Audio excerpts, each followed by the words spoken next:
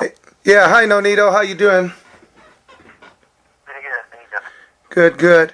Let me get this on here. Here we go. Yeah, this is Nick Bellafatto, and I'm here with IBF, WBO Junior Featherweight titlist and pound for pound prizefighter Nonito the Filipino Flash Donaire, who's taking on the division's #1 ranked fighter in Toshiaki Nishioka, set for October 13th on HBO from Carson, California's Home Depot Center. Nonito, welcome and thanks for your time. I know you've got to get to training.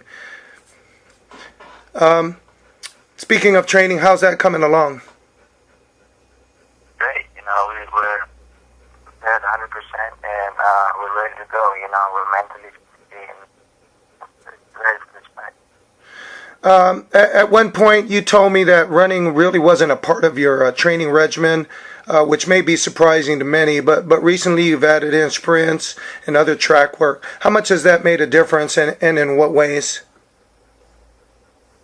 Made me a lot of difference. For me,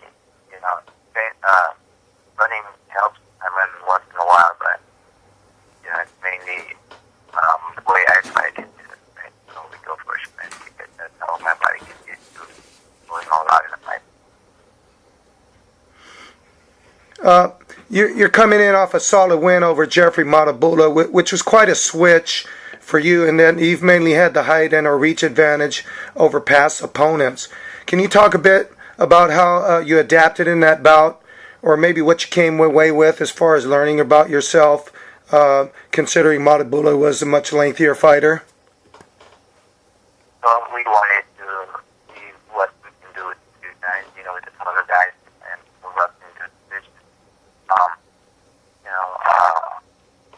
We've done a lot of stuff. Just being and moving, just being smart, and all around, and experimenting with guys who's way taller. So let's see the weaknesses for shorter guys and the weaknesses for taller guys. And that's what we learned from Matula. You've been involved in 2 fights in a row where you successfully acquired 2 different titles in the junior featherweight division. Not to mention you're taking on Nishioka, who currently doesn't hold a belt but is nevertheless ranked #1 in the division. With that said, how do you like the pace of your career at present? One thing is we're actually fighting for a title, the WBC diamond belt on the line. Okay. Nishioka, because he's the champion that's in Recess. The Emirates champion, champion that hasn't fought in a long time, and so he's still champion. He's coming back, kind of like that. So it's good fighting for another belt, but our main goal with Nishioka to fight with. Okay. Yeah, of course. I mean, he was, and following up on that, he was stripped of his former WBC full title for admitting he couldn't defend it due to personal issues, but he never really lost the title in the ring. Is taking him on your way of recognizing him as a true champion, or why are you risking your titles against him when on your end you really have nothing tangible to gain as far as belts or anything? Well, I am gaining a WBC diamond belt. Right. The WBC is, I don't think it was a strip. They made another title for Marsh to fight, but they never taken his title. That's why he's a champion within they call rest champion in rest. But WBC is acknowledging him, recognizing him as the champion of the WBC, and that's why the WBC belt on this side. So there is something to gain, and that is WBC. And I think the Ring Magazine is also putting their belt in as well. Okay. The Japanese fighter, he's going to enter the ring with you, not having fought in slightly over a year. Do you think that's a mistake on his part? No, he's a veteran. He's been fighting. When you get to this level, he's been fighting for a while. All you need to do is a couple of rounds of sparring, and you get back in your mental state. And maybe the first round, if it's that,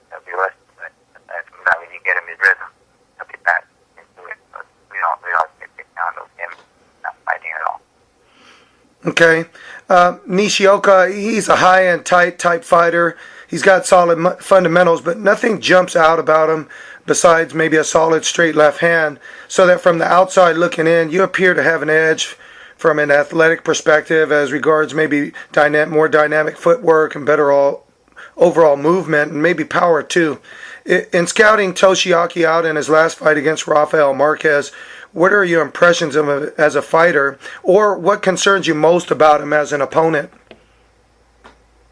Well, his power, definitely his power, his speed is diminished, but he still has pretty good speed, counter well. That's what makes him scary. He's able to counter, and he's able to come up with a big counter with his left. So, aside from that, I think that has overall advantage compared to speed. But it all comes down to who has the best strategy for this time. Yeah. So speaking of that, on the other side of that, what do you feel? What advantages do you yourself feel that you might have going in against him? I think I have some pretty slightly. He has a powerful left, a powerful left. Speed is definitely a key factor for this fight for me, and my biggest advantage. Many are clamoring. I'm going to get off track a little bit. Many are clamoring for you to fight Guillermo Rigondeaux, who in the past you pretty much referred to as having a boring style, so that you weren't much interested in fighting him. But then he came up with 3 stoppages in a row, where he kind of let his hands go a little bit, but only to regress in his last fight against Roberto Marroquin, where he looked conservative again and less than marketable as far as being exciting. Beyond that, he may have been exposed a bit after getting rocked with some left hooks by Marroquin, perhaps your primary weapon of choice. Assuming you take care of business against Nishioka, is the time nearing when you'd like to silence those who claim that maybe you don't want to fight him, namely Rigondeaux himself? Well, the thing is, if they put his name in my contract right next to the dotted line, it looks that there's somehow some kind of negotiation problem, and that's what that's not happening. But if you make it easy for me, for everybody else, as well as Maris, then his name will be written in that dotted line, and that's all. Like they're there, in that contract, and we're good to go. But that's up to them if you want to make it. If you want to make it difficult for everybody, it's not going to happen.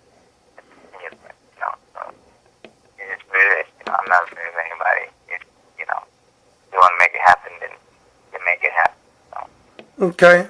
And then mentioning Abner Morris, he was kind of positioned for the WBC junior featherweight title after Nishioka was in recess, which is ironic because Abner never fought at 122 pounds before. Nevertheless, he's got a title fight against the number 10 pound-for-pound fighter, Anselmo Moreno, who's considered a tough nut to crack. What are your impressions of that fight, as well as the fighters themselves? Let's maybe start with Morris. Good fight. I think Morris can, if he becomes more aggressive than usual, he'll be able to beat him. When Moreno fought the last fought, Durango was really on his feet, and he had a lot of trouble getting away, and we can cover good punches. So, I think that Morris has a good chance in beating him if he does pressure him. Okay, and what do you think about Moreno? He can box, but there's a lot of flaws that I see in his boxing. And so why? Anybody can catch up. That's why a lot of guys can catch up. He's good when he's fought 13 because they're both good. So when you're fighting a guy who's going to be in front of you, being the opposite mirror side, that fight, which is orthodox, it's not fun. You're going to get caught with from Mars. That he can box, he uses his legs to box him well. I'm losing you a little bit. Can you talk a little bit louder? He can outbox him if he uses his legs.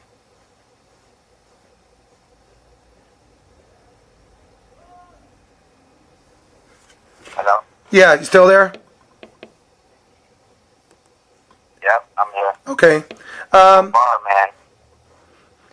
You're losing me. I'm not losing you. Uh-oh. Okay, can you hear me? Okay. Would you like to take on the winner of that bout between Moreno and Maris? Like I said, you know, if they make the fight easy in the negotiation process, I'll fight anybody in this division. You know, just to end all the, who Donaire would want to fight. Donaire will fight anybody. Okay. Last couple questions. I know you got to get on the way. Is there a rematch clause with Toshiaki? No, there's no. Okay. Not that I know of. All right. When we spoke a number of fights ago, your career was slightly stalled, where you were having a few promotional issues and looking at options with Golden Boy. While during that time you weren't necessarily involved in the most lucrative matchups, nor getting top billing, considering your stature as one of the top fighters in the world. How has that changed from your perspective? And did maybe showing some discontent with past arrangements pay off in your mind? Because it seems your career is on the fast track now. I mean, you're fighting one top fighter after another in what looks like more competitive matchups after pretty much dominating the lower weight classes. I'm happy where things are going. You know, things happen for a reason, and you did it here, and pretty much how it is. Last question. Andre Ward, of course, he had a high-profile fight in here that was pretty successful over here in the Bay Area. Are we going to see Nonito Donaire fight in the Bay Area anytime soon?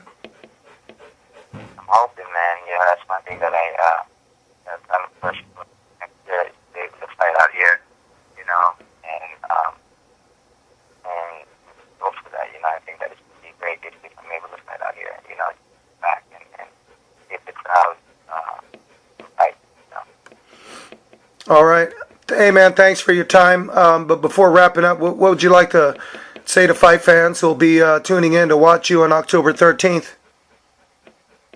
Well, just want to say thank you. I definitely look forward to this fight. It's going to be an exciting fight, you know, with the undercard, Rios, and Alvarado. It's going to be a bloody mess. It's going to be an entertaining fight. You're going to have a nice fight with me and Nishioka. So that October 13th, my next deal. And you guys are down there in LA. Check it out at Carson, the Home Depot Center. Hey, thanks again, and I'll see you soon. All right. Bye-bye.